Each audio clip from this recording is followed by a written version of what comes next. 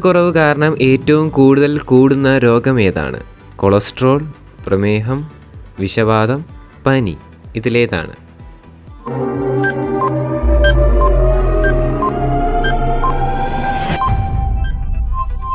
Answer പ്രമേഹം.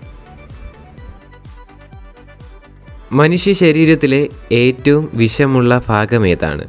നാക്ക്, നഖം, കരൾ, ഹൃദയം. ഇതിലേതാണ്?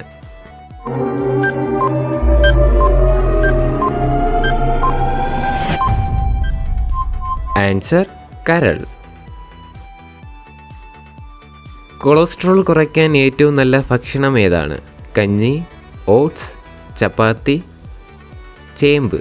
ഇതിലേതാണ്?